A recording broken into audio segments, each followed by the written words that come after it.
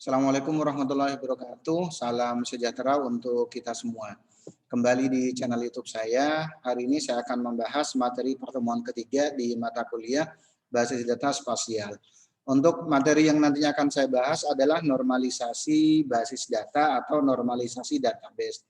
Kenapa data tersebut harus dinormalisasi? Karena ada salah satu tahapan di proses perancangan basis data, yaitu pada waktu kita membuat yang namanya model konseptual yang umumnya kita menggunakan model IR diagram, selanjutnya kita implementasikan dengan menggunakan model relasional. Ini akan menimbulkan salah satunya ada yang namanya anomali data. Bisa nanti update anomali atau contohnya insert anomali, contohnya atau delete anomali.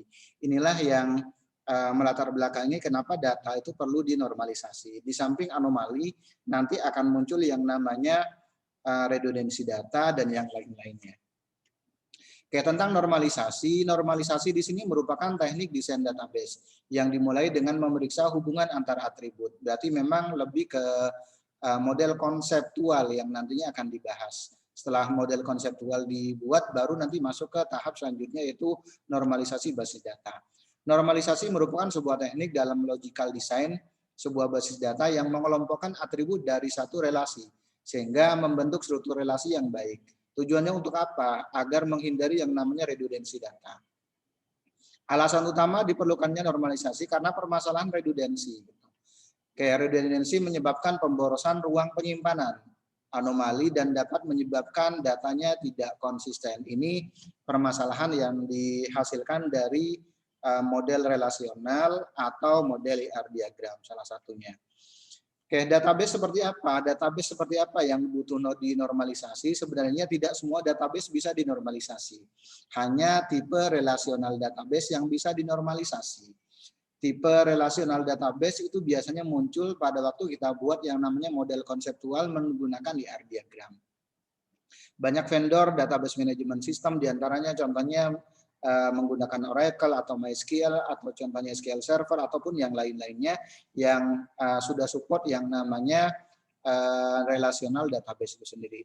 Contoh, pada waktu kita merancang yang namanya IR diagram, ada salah satu tahapan, contohnya saya akan merancang model relasional, saya akan merancang IR diagram, contohnya seperti yang ada di depan ini. Oke, contoh hasil dari IRD, contohnya relasinya one to one. Nanti dari hasil relasi one to one nanti akan muncul contohnya seperti ini model relasinya. Jadi ada tabel dokter dan tabel penyakit. Tabel dokter di sini punya primary key yaitu nomor induk dokter. Selanjutnya di tabel penyakit punya primary namanya kode penyakit. Setelah direlasikan nanti nomor induk dokter di sini akan menjadi foreign key di tabel penyakit. Kurang lebih seperti yang ada di depan ini.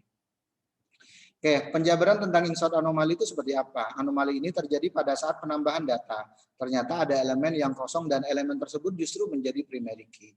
Contoh tabel kursus, contohnya kita buat contohnya seperti ini awalnya. Selanjutnya, insert anomali itu kapan terjadinya? Misalkan akan dibuka kursus baru yaitu bahasa Jerman. Tadi kan nggak ada tuh bahasa Jerman. Bahasa Jerman contohnya biayanya 750.000 atau 75.000 contohnya. Akan tetapi belum ada seorang pun yang ikut kursus ini. Sehingga data di tabel kursus akan menjadi seperti ini. Kita input contohnya tabel kursus dan biaya. Dan yang nantinya akan direlasikan contohnya dengan tabel siswa. Karena siswanya belum ada, nanti akan muncul seperti ini. Padahal contohnya nomor siswa di sini akan jadi primary key. Kan tidak bisa diupdate atau tidak bisa diinsert, kasarnya seperti itu. Berikutnya ada yang namanya update anomali. Anomali ini terjadi bila ada perubahan pada sejumlah data yang mubazir contohnya, tetapi tidak seluruhnya diubah. Contoh, ada tabel pesanan, contohnya seperti ini, ada pemasok, kota, barang, dan jumlahnya contohnya.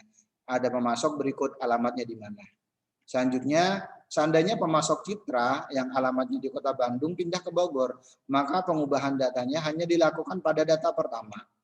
Akibatnya akan jadi seperti ini. Padahal Citra di sini ada dua data yang sudah masuk, yaitu dia distributor monitor dan printer. Tapi yang keupdate cuma satu contohnya, yaitu cuma yang data pertama saja. Oke, sedangkan yang di Bandung tidak, yang satunya lagi tidak ikut berubah. Ini yang disebut dengan update anomali.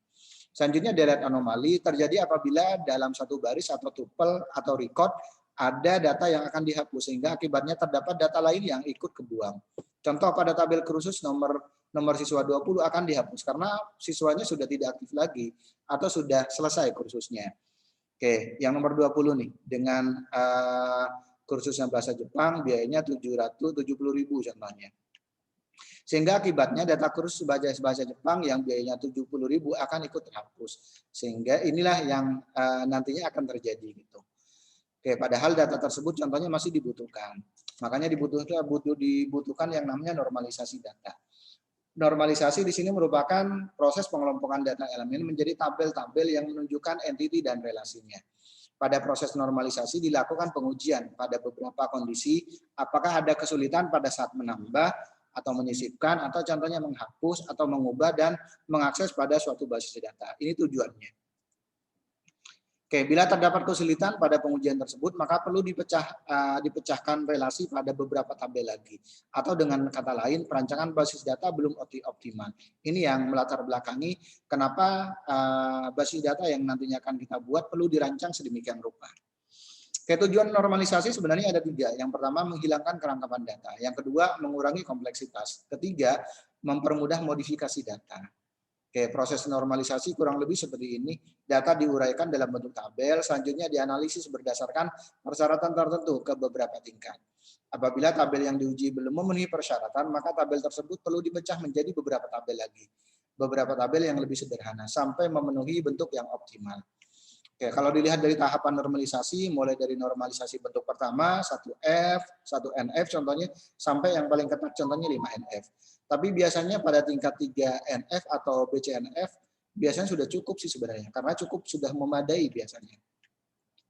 Kayak urutannya kurang lebih seperti ini, mulai dari yang data tidak normal, normalisasi bentuk pertama. Oke, pembacaannya kalau ingin membentuk normalisasi bentuk pertama, yang harus dilakukan adalah menghilangkan perulangan grup contohnya. Selanjutnya jika ingin masuk ke normalisasi bentuk kedua, yang harus dilakukan adalah menghilangkan perulangan, data yang double atau redundant, dan ketergantungan parsial. Selanjutnya jika ingin masuk ke normalisasi bentuk ketiga, yang harus dilakukan adalah menghilangkan redundansi, menghilangkan ketergantungan parsial, dan menghilangkan ketergantungan transitif. Kurang lebih seperti itu. Oke, contoh bentuk normalisasi bentuk pertama, bentuk normal ke-1 mempunyai ciri yaitu setiap data dibentuk dalam file flat. Data dibentuk dalam satu record satu demi satu dan nilai dari field berupa contohnya atomic value. Tidak ada set atribut yang berulang atau atribut bernilai ganda. Ini untuk yang normalisasi bentuk yang pertama contohnya. Tiap field hanya satu pengertian, bukan merupakan kumpulan data yang mempunyai arti ganda. Hanya satu arti saja dan juga bukanlah pecahan kata-kata sehingga artinya lain. Oke, contohnya seperti ini nih. Bentuk 1NF contohnya kurang lebih contohnya seperti ini contohnya. Berarti data-datanya atau atribut-atributnya kita definisikan, kita kelompokkan menjadi menjadi kelompok yang sama contohnya. Ini contoh dari yang data yang tidak normal contohnya seperti ini.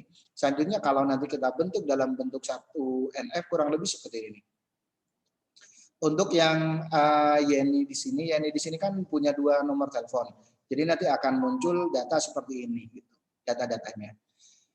Oke, atau contohnya bentuk normalisasi bentuk pertama yang awalnya contohnya seperti ini, nanti kita bisa buat contohnya seperti ini. Oke, sekarang saya lanjut contohnya untuk yang normalisasi bentuk kedua. Bentuk normalisasi kedua mempunyai syarat yaitu bentuk data yang telah memenuhi kriteria bentuk normal pertama. Ditambah atribut bukan kunci haruslah bergantung secara fungsi pada kunci utama. Sehingga untuk membentuk normal kedua haruslah sudah ditentukan kunci-kunci fieldnya atau yang biasa disebut dengan primary key. Kunci field harus unik dan dapat mewakili atribut lain yang menjadi anggotanya. Untuk normalisasi ke bentuk 2NF, maka tabel 1NF dekomposisi menjadi beberapa tabel yang masing-masing memenuhi 2NF. Bila terdapat ketergantungan parsial, maka ya dieliminasi nantinya. Contoh bentuk normalisasi bentuk kedua, contohnya tahapannya Contohnya bentuk tabel yang memenuhi normal 1 NF tetapi belum memenuhi normalisasi bentuk kedua. Contoh ada data-data contohnya seperti ini. Mahasiswa NRP, selanjutnya mahasiswa nama, mahasiswa alamat dan yang lain-lainnya contohnya. Tabel di atas belum memenuhi normalisasi bentuk kedua. Kenapa?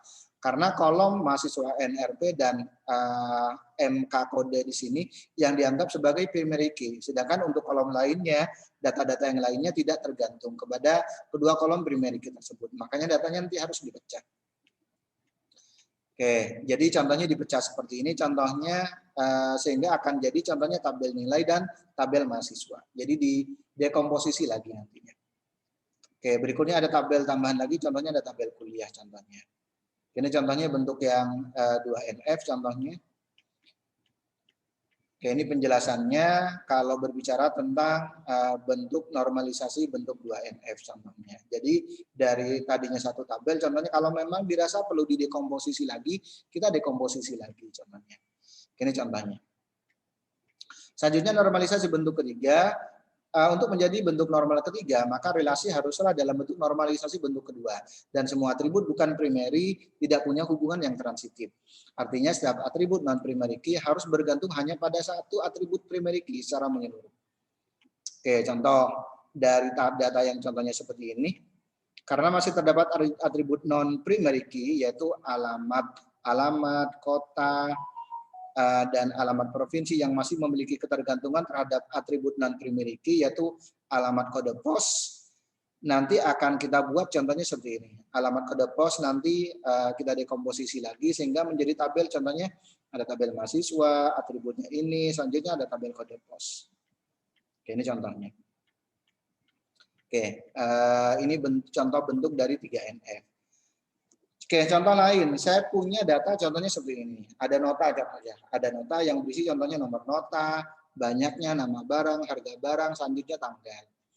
Contoh normalisasi nota kalau saya bentuk contohnya bentuk yang tidak normal, ada nomornya, nama barangnya ada 2, kuantitinya kan ada 1 tuh, sesuai dengan yang tadi contohnya. Yang ini berarti kan ada 2 item barang. Harga satuannya jumlah total, nama pembeli dan tanggal. Bentuk normalisasi bentuk pertama ya contohnya seperti ini nih. Ini kan yang bentuk tidak normal. Kalau yang normalisasi bentuk pertama nanti kita buat contohnya seperti ini. Selanjutnya kita buat normalisasi nota bentuk kedua contohnya. Nanti bisa kita jabarkan seperti ini nih. Ada tabel barang, ada tabel harga. Ada tabel harga, tabel barang di sini nama barang, tabel harga contohnya harga satuan, jumlah harga dan jumlah total contohnya. Selanjutnya ada yang namanya tabel nota. Selanjutnya nanti ada yang namanya tabel nota. Ini contoh kalau berbicara tentang normalisasi. Selanjutnya kita masuk lagi contohnya ke normalisasi bentuk ketiga. Sehingga dari tabel nota nanti akan dipecah lagi menjadi tabel transaksi, contohnya transaksi barang. Oke, dari tabel barang, selanjutnya tabel harga, tabel nota, selanjutnya ada yang namanya tabel transaksi. Atau contohnya bisa kita buat contohnya tabel barang di sini. Tabel barang di sini yang berisi tentang nama barang, harga satuan, jumlah harga, jumlah total, dan yang lain-lainnya. Ini bisa kita buat seperti ini. Jadi kadang-kadang ini menjadi asumsi pribadi. Cuman memang ada tahapannya gitu. Tahapannya untuk normalisasi yang bisa kita lakukan. Mulai dari bentuk normalisasi bentuk pertama, bentuk kedua, bentuk ketiga, dan seterusnya. Oke, demikian penjelasan dari materi pertemuan ketiga, di mana materi pertemuan ketiga di sini saya sudah bahas tentang normalisasi basis data. Mohon maaf kalau ada kata-kata yang kurang berkenan. Saya akhiri. Assalamualaikum warahmatullahi wabarakatuh dan salam sehat untuk kita semuanya.